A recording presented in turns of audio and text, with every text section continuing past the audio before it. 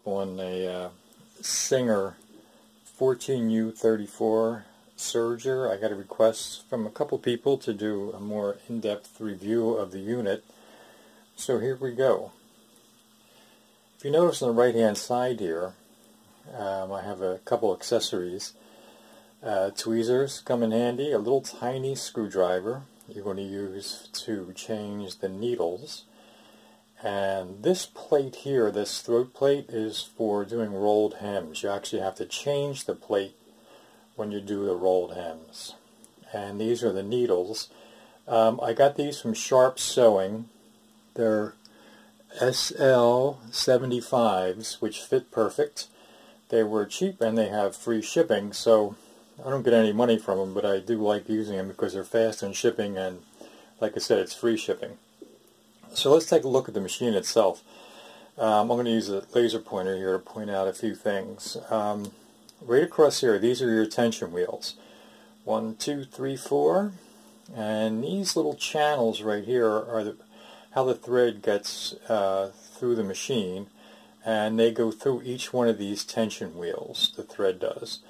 You can take a piece of dental floss and clean each one of the tension wheels. I took mine apart. They really didn't have that much lint in them.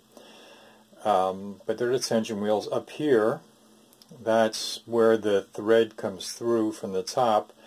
We're going to look at that in a little more depth in a minute. Of course, there's your on and off switch. Over here, we have, this is your foot.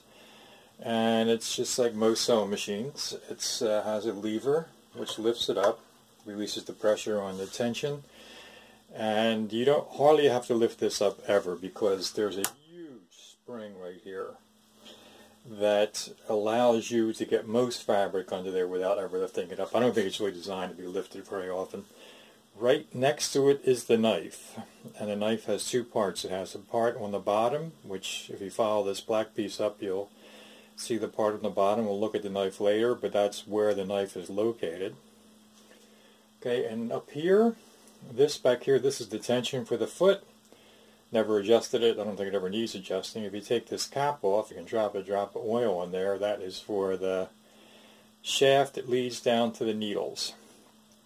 Now, this is where you insert the needles. Now, when you would do this, of course, you would lift the knife up, which we'll look at in a minute, and you open this plate right here to give you more access.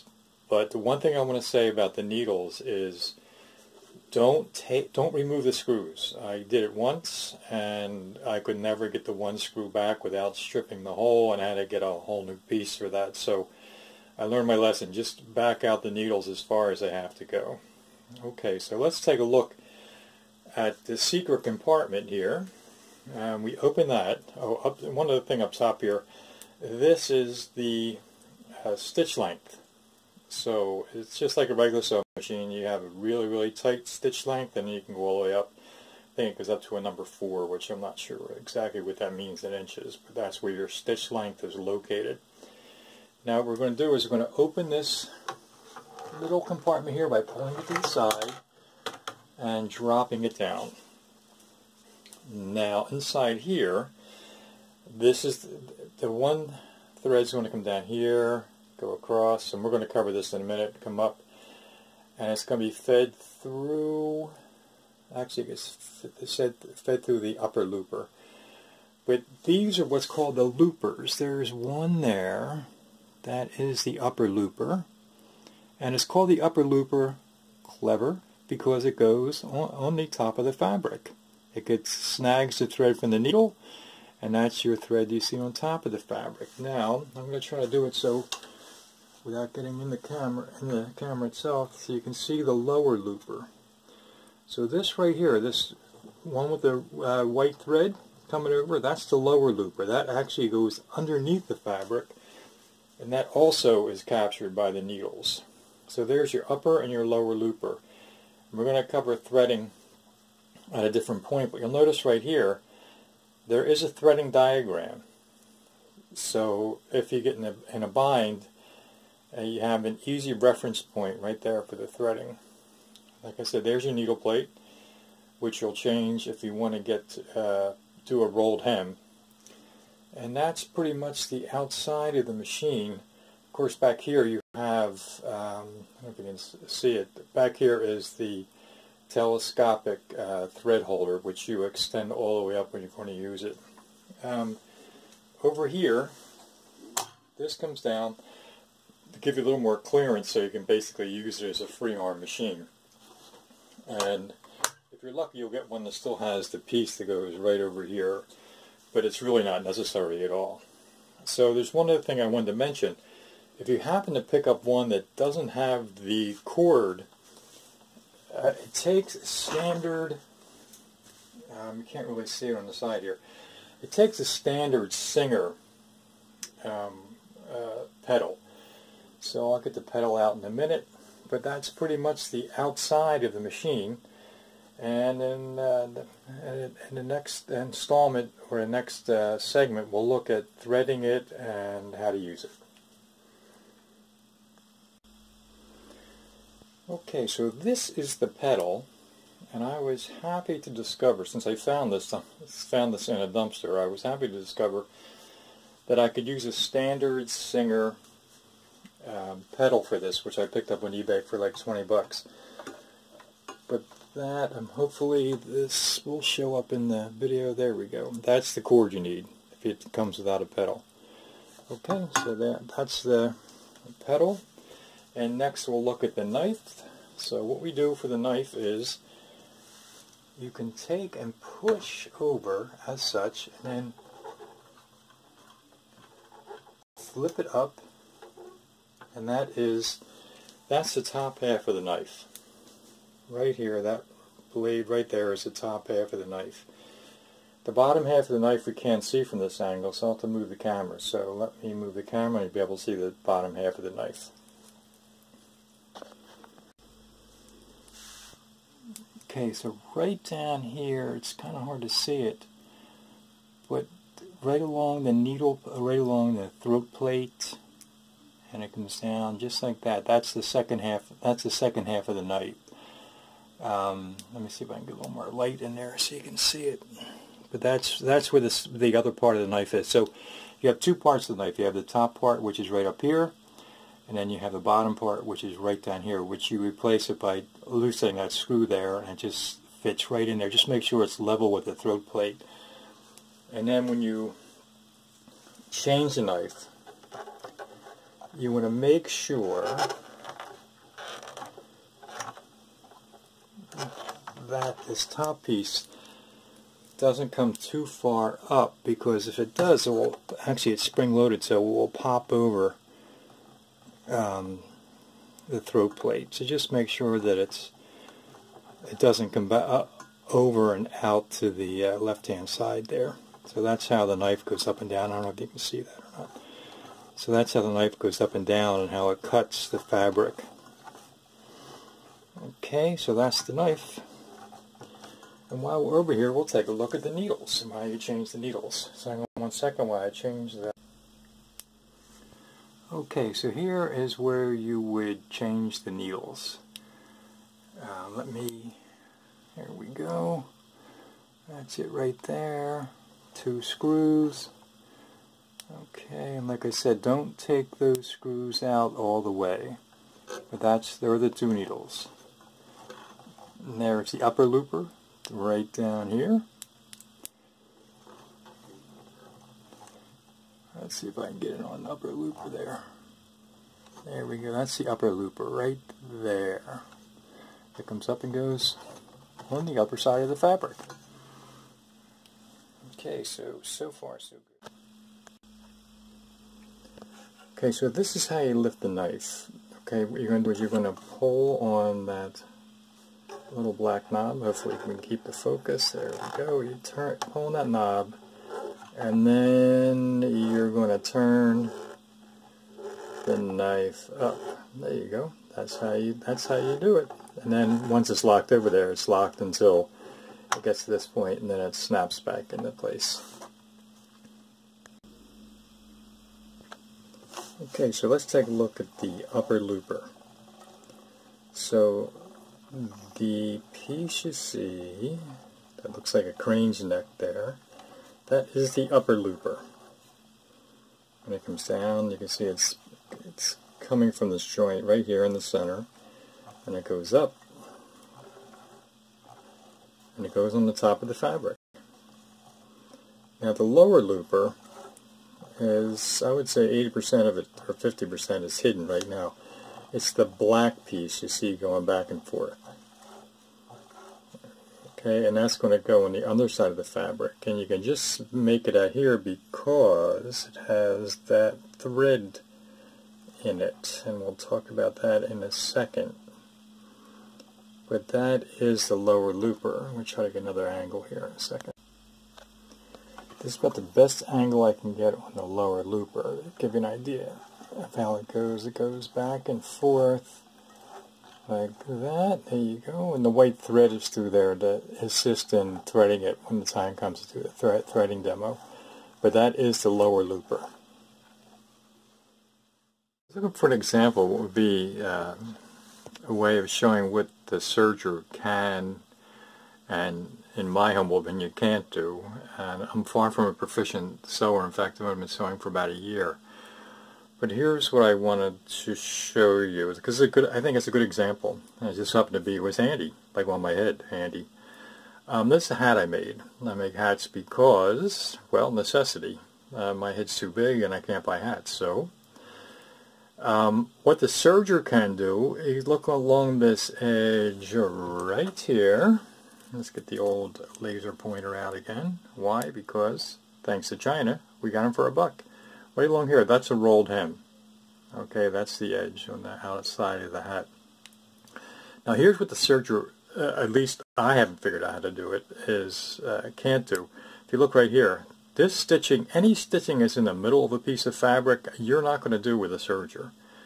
So this is still done on the sewing machine. But when I turn the hat over, now this is fun, guys. This is the whole dome of the hat was actually done on the serger. Okay, so basically just have to coax it under the foot to get it to follow the pattern you're using, but it can be done. Now we're going to thread the machine. One of the most important parts of threading the machine is how you get the thread coming down off of the telescopic thread holder down in through these guys here. Now what you do is, it's counterintuitive. You bring it to the front and then you bring it through this metal piece, through that hole, then you pick it up back here and then you bring it over that little cutout right there and you run it down through the channel. Okay, so that's how you get it coming down off of the thread holder. And then we'll continue with this in a second once I move the tripod. So that's the most important thing. Each one of these is done the same way. So just remember, bring it down from the front, out the back, around through this little cutout here, and then through the channel coming down.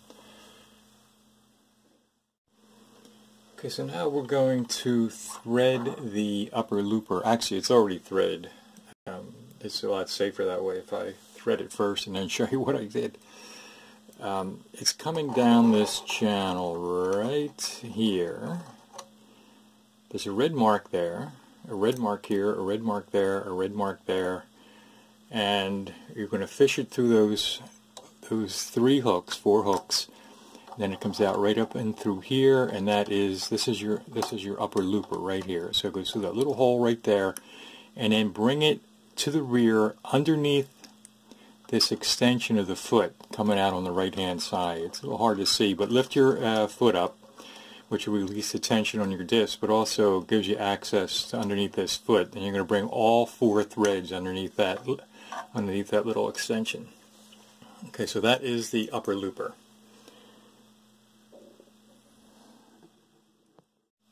Okay, now we have the the lower looper, rather. The lower looper comes down from this channel right here, comes through this first little notch.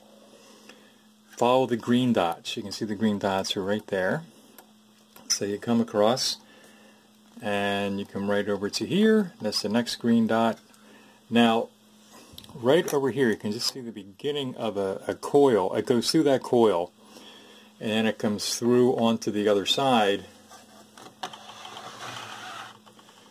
and comes through this hook that has the white thread in it right now. That hook right there, you're going to feed it through there. So the reason the white thread is in there is because I can never get that thread to go through that channel and come out over here. So I use this heavy thread, put the heavy thread through first, and then I'm going to show you how we do that in a second. Okay, so what happens is that we have just tied the lower looper to this white heavier thread, and then I just pull it through. Just pick it up here, pull it through, and if all goes well, I'm threaded. And then now I have the lower looper thread through. So cut it off, and then once again we bring it back. Make sure you bring them back to the back of the machine underneath that lever on the foot. So just bring them to the back. There you go. And don't worry about how they interact, because the machine is a lot more forgiving than, let's say, a regular sewing machine. It's pretty amazing how it works. Okay, so now we have the upper and a lower looper threaded. So this is when you can close this up. And now we go to threading the areas that are more like a regular sewing machine, and that's going to be coming from the top. So let's do that. Hang on a second. Okay, so now we have the right needle, and the right needle, it comes down through this channel, comes across, goes up and over. This will make sense when you see it up close. Actually, I'm sorry, it goes underneath and goes through the furthermost back of the two cutouts. Comes up over the top. Now it shares this. Both needles share this piece here. It comes down here, goes through a guide right here that has one opening over on this far end, and it comes all the way over. Then right here it goes through pretty traditional needle guide, and then comes down here, and I've taken the foot off because it was just a lot easier to put it on, and it goes through the needle, which is right here. And then once again, we make sure we lay everything out nice and flat and organized back here, so nothing gets caught when you make what's called your chain. Okay, so and this is the threader I ended up using. This I find to be the best for getting into that little tiny area there. Okay, so we got one more needle to go, and then we're done.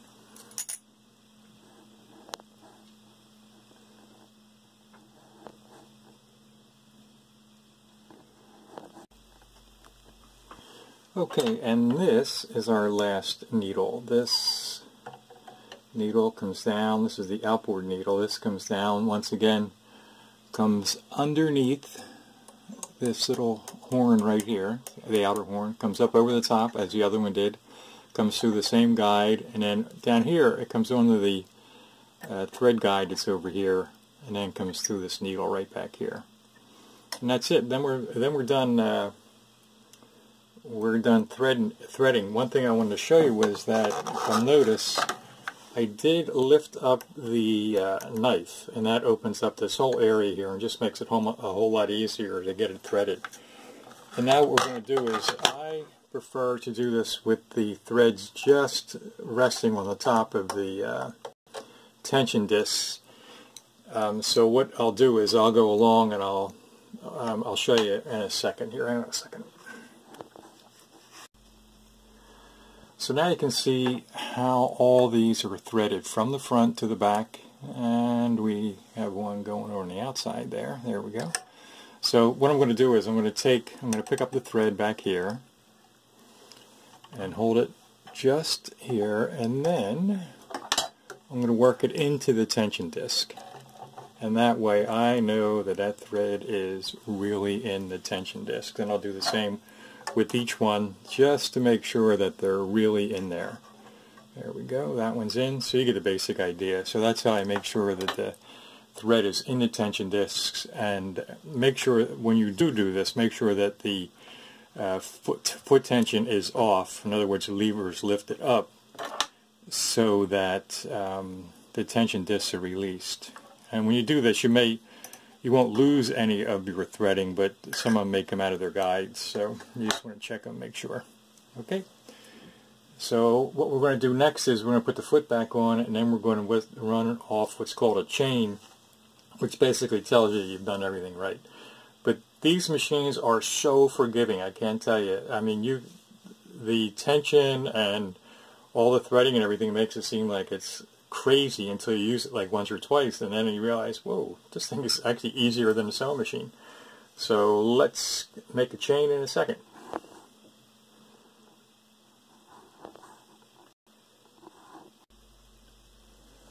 Okay, so right now I have the foot back on, and what you want to do is you want to pre-feed all 4 of the threads underneath the foot through that little lever right.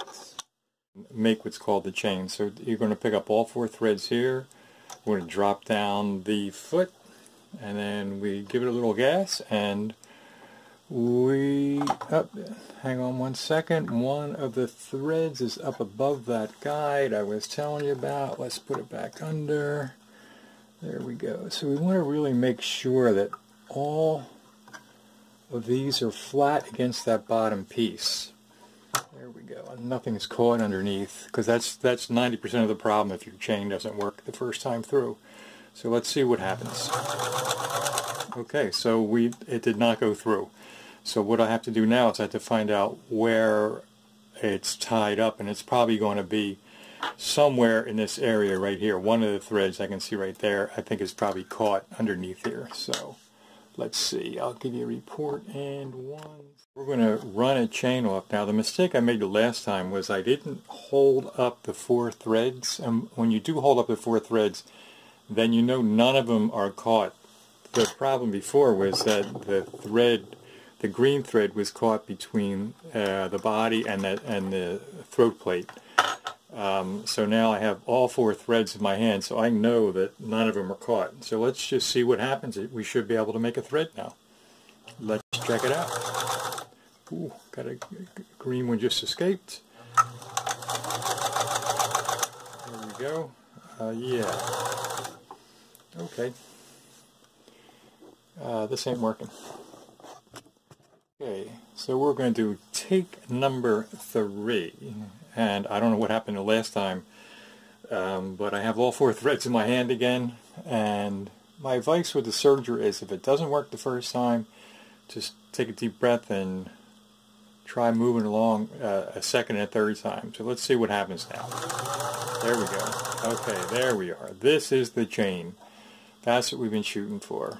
Okay, now the beauty with the Serger is, and it might just be because I find the sewing machines just a little too mysterious, what happens underneath with the shuttle and all that jazz.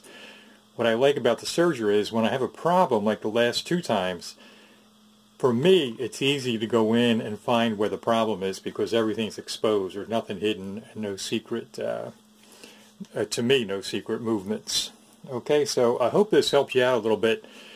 And these, like I said, are very, very forgiving. If the tension's off, you'll work on that later, but you'll still be able to get still be able to get it to cut, and you'll still be able to make a nice edge on your fabric.